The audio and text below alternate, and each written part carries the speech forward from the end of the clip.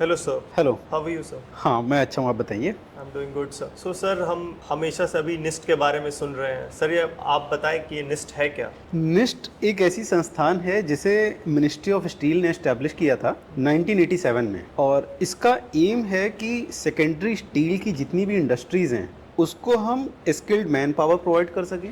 वहाँ पे जितनी भी टेस्टिंग होती है, इंस्पेक्शन होते हैं, वो सारी फैसिलिटीज़ हम अपने यहाँ डेवलप कर सकें और इंडस्ट्री को आगे लेके जा सकें। सर आप बताएं कि इस इंस्टीट्यूट में, इस कॉलेज में एडमिशन कैसे होगा किसी बच्चे का?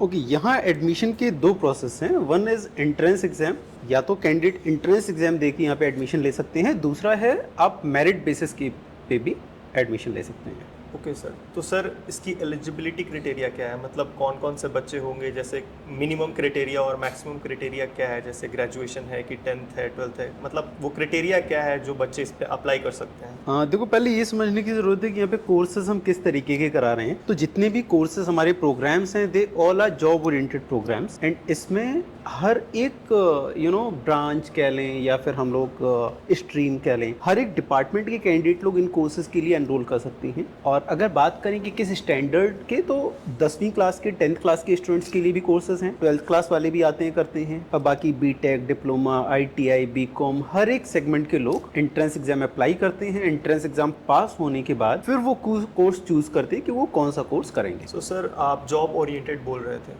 तो ये कैसे जॉब ओरिएंटेड है? मतलब कोर्स कैसे मुझे जॉब दे देगा? यस, मैं इस कोर्स को करता हूँ, how I will get job in industry? Okay, देखो, बहुत ही अच्छा क्वेश्चन आपने पूछा है, क्योंकि जॉब ओरिएंटेड से लोग ये समझ लेते हैं कि that we are providing job, but we are not providing job at all. We are making you capable so that you can get job. अब ये कोर्स कैसे है? मान लो किसी कंपनी में रिक्वायरमेंट है कि एक स्टोर कीपर की, तो store keeper is a very old और कन्वेंशनल टाइप ऑफ थिंग, जहाँ पे एक बंदा होता था, उसे भाई सामान सिर्फ इशू करना है और सामान रखना है, इतना ही उसके ऊपर रिस्पॉन्सिबिलिटी होती थी। अब इंडस्ट्री ग्रो कर रही है, हमारे पास बहुत सारे हम लोग ऐसे आइटम्स हैं जो कि बहुत जल्दी एक्सपायर हो जाते हैं, एक्सपायरी डेट आ जाती है, टेम्परेचर के कारण खराब हो जाती है, ह्यूमिडिटी के कारण रस्ट करोजन आ जाता है।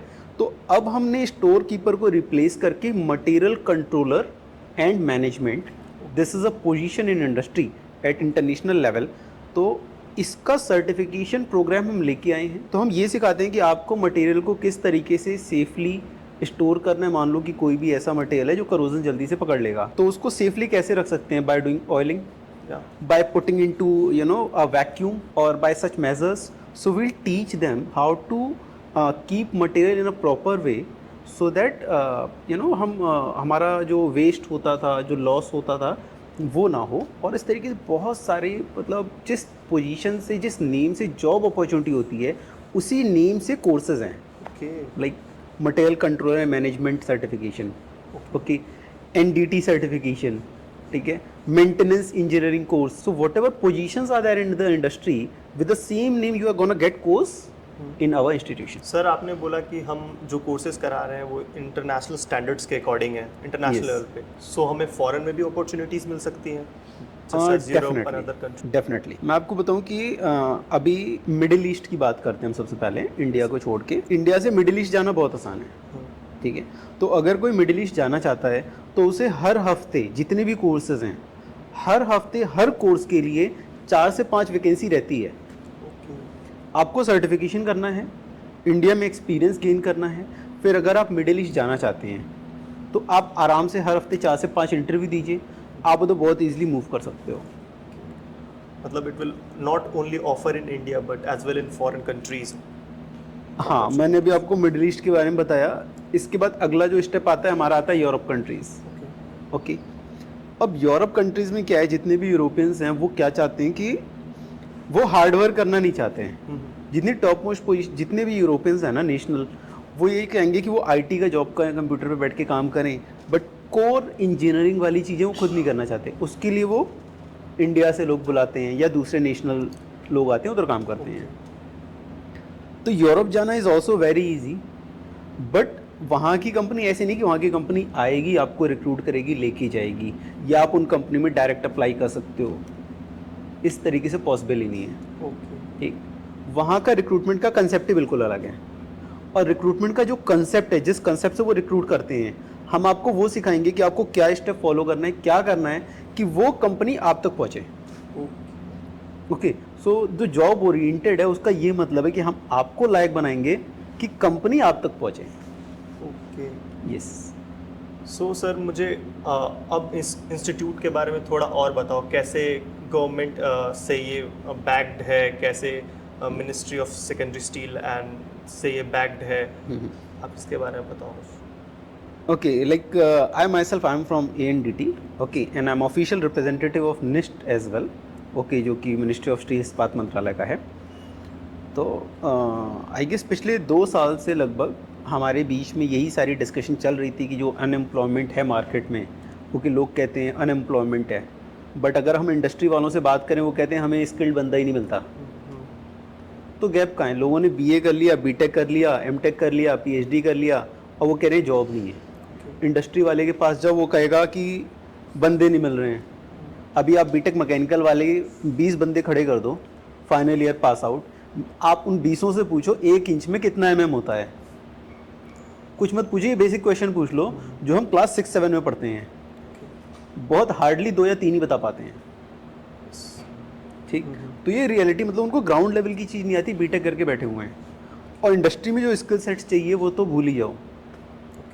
So we provide those skill sets जिससे कि अगर वो बंदा इंटरव्यू देने जा रहा है तो इंटरव्यू क्लियर होगा ही होगा। So this is what we do in NIST. बाकी you can repeat your question, I guess मैं कहीं और चला गया।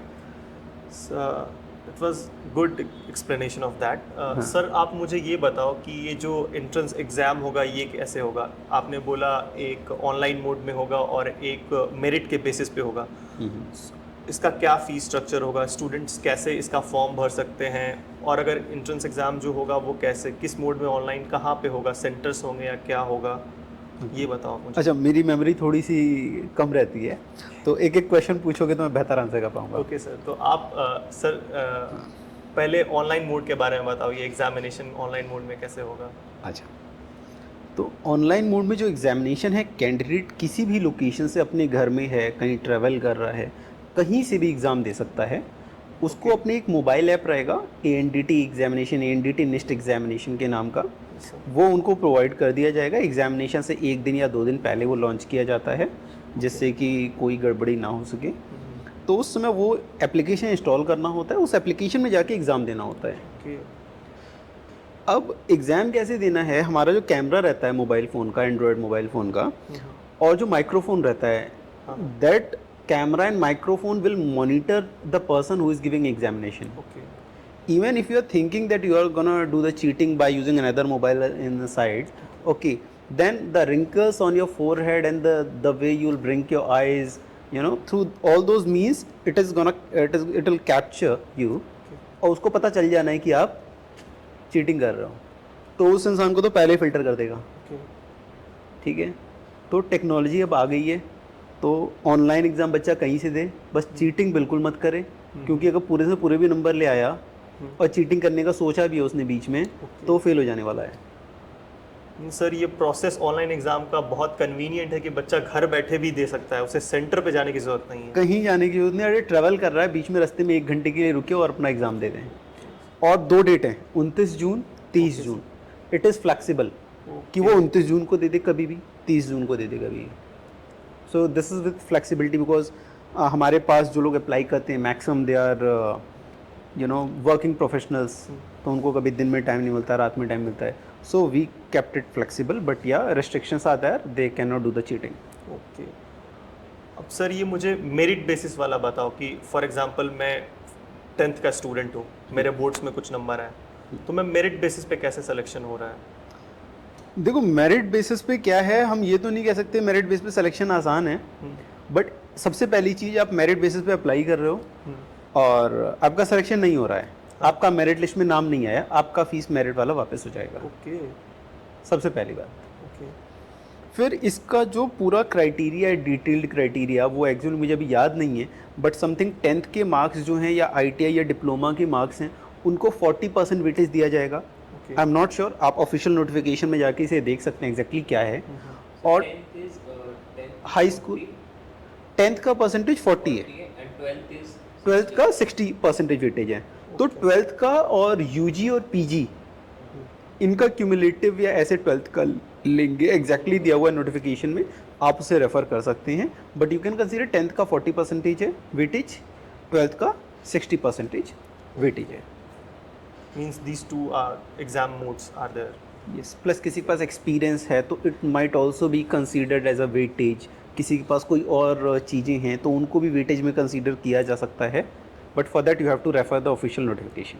सर हमने अभी तक स्टूडेंट के पॉइंट ऑफ व्यू से बात की, आप बोल रहे थे वर्किंग प्रोफेशनल्स भी इस कोर्स को कर सकते हैं। तो हमारे कंट्री में बहुत सारे वर्किंग प्रोफेशनल्स होते हैं जो कि एमएसएमईज में वर्क कर रहे होते हैं, छोटी छोटी इंडस्ट्रीज़ में वर्क कर रहे होते हैं, या फिर कुछ बड़ी इंडस्ट्रीज़ में भी वर्क कर रहे होते हैं।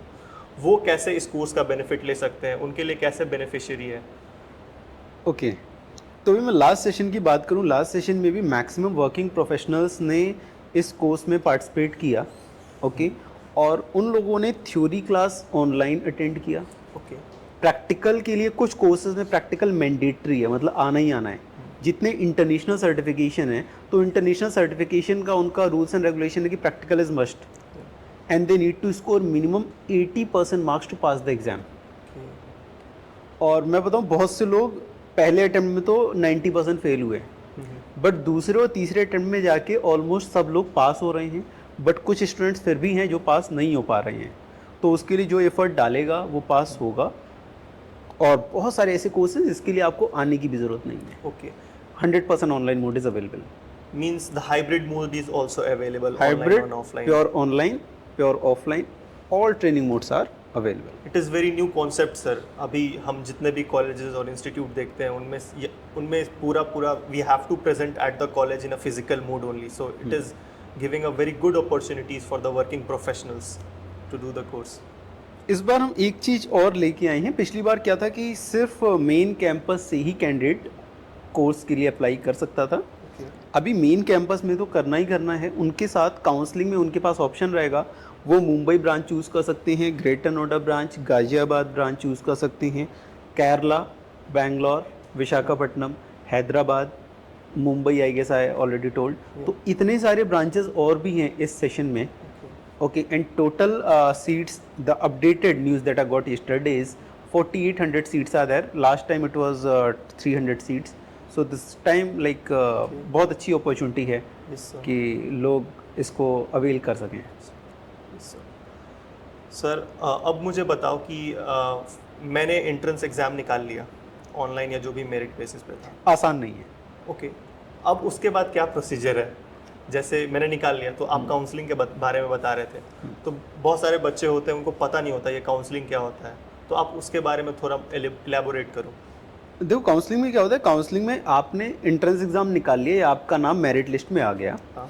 इसके बाद सेकंड स्टेप होता है काउंसलिंग। तो काउंसलिंग हमारी I guess July first week से या जो भी डेट दिया हुआ है नोटिफिकेशन में, उस डेट के हिसाब से 3 काउंसलिंग है, first counselling, second counselling, third counselling. आपको काउंसलिंग में जाना है, कोर्स सेलेक्ट करना है। आप मैक्सिमम 3 कोर्सेज सेलेक्ट कर सकते हैं, ऑनलाइन ऑफलाइन को मिला के सब कुछ। और जो भी कोर्स आप सेलेक्ट करेंगे उसका फ़ीस पे करना है, तो आपका स्लॉट बुक हो जाएगा, आपका वो कोर्स लॉक्ड हो जाएगा आपके लिए। और आपके पास शुरुआत में फर्स्ट काउंसलिंग में ऑप्शन रहेगा जो टॉप कैंडिडेट्स होंगे कि वो कोई भी ब्रांच, कोई भी सेंटर चूज़ कर सकते हैं। मतलब irrespective of my degree qualifications मैं Yes. कोई भी कोर्स ले सकता हूँ इनमें से। यस, अगर आपने एंट्रेंस एग्जाम या मेरिट में आपने क्लियर कर लिया है तो। ओके, तो इसमें देखो और कैसे होता है कि काउंसलिंग में कैंडिडेट अपनी फ़ीस पे करेगा। ओके। जो भी उसने कोर्स चूज़ किया है उसका फ़ीस पे कर दिया, अब बच्चे के लिए वो सीट ब्लॉक हो गई। कुछ लोग होते हैं कि मतलब पहले काउंसलिंग में हमने लिमिटेड नंबर्स को अलाउ किया, अब बहुत सारे ऐसे लोग होंगे जिनका सिलेक्शन नहीं हुआ रहेगा, पहली काउंसलिंग में नाम नहीं आएगा, ओके। तो उनको सेकंड काउंसलिंग का वेट करना है। सेकंड काउंसलिंग में हो सकता है उनका नाम आ जाए। ओके। ठीक है, तो सेकंड काउंसलिंग में वेट करेंगे, देखेंगे जिनका फर्स्ट काउंसलिंग में नहीं हुआ था तो वो सेकंड काउंसलिंग में ट्राई करेंगे। अगर वो सेकंड काउंसलिंग फीस नहीं पे करते हैं या अपना कोर्स सेलेक्ट नहीं करते हैं तो वो सीट्स, वो अपॉर्चुनिटीज़ और लोगों को दे दी जाएगी थर्ड काउंसलिंग में। ओके। तो अगर पहली काउंसलिंग में किसी को ना होता है एडमिशन तो वो निराश बिल्कुल ना हो, वो सेकंड काउंसलिंग और थर्ड काउंसलिंग के लिए वेट कर सकते हैं। मे बी मेरा फर्स्ट में नहीं आया तो सेकंड या थर्ड में आ सकता है। आ सकता है। फॉर एग्जांपल जिनका फर्स्ट में आया 50 बच्चों का, 10 बच्चों ने नहीं लिया तो वो 10 सीट दूसरों को मिल सकती है। एग्जैक्टली। ग्रेट। तो सर अब मुझे फिर से एक बार पूरा डिटेल में अप्लाई करने का प्रोसीजर बता दो। ओके कैसे डिटेल में कि कैसे वेबसाइट पे जाएंगे, मैं कैसे अप्लाई करूँगा, क्या क्या कॉन्सेशन है, जैसे कुछ वुमेन के लिए होता है कॉन्सेशंस, कुछ जनरल्स एंड ओबीसीज या शेड्यूल कास्ट शेड्यूल टाइप के लिए कॉन्सेशंस होते हैं उन फीस में, वो सारे मुझे बताओ। देखो एंट्रेंस एग्ज़ाम की जो फीस रखी गई है जनरल और EWS ओके कैटेगरी के लिए वो है 125 रुपीज़। फिर हम आ जाते हैं OBC SC ST पे, तो उनकी एंट्रेंस एग्ज़ाम की फ़ीस है 100 रुपीज़। और जो फीमेल सेक्शन है, फीमेल हैं, वो चाहे किसी भी कैटेगरी में आते हों, उनके लिए एंट्रेंस एग्ज़ाम की फ़ीस 50 रुपीज़ है। ओके, इस बार फीमेल कैंडिडेट्स ने भी पिछली बार काफ़ी अच्छे से पार्टिसिपेट किया था और जिनका सिलेक्शन हुआ था they visited and they did practical and they like they are really very happy through after doing this certification. तो ये तो हो गया एंट्रेंस एग्ज़ाम की फ़ी। मेरिट का जो फीस है that is 1000 rupees. Okay okay, which is refundable.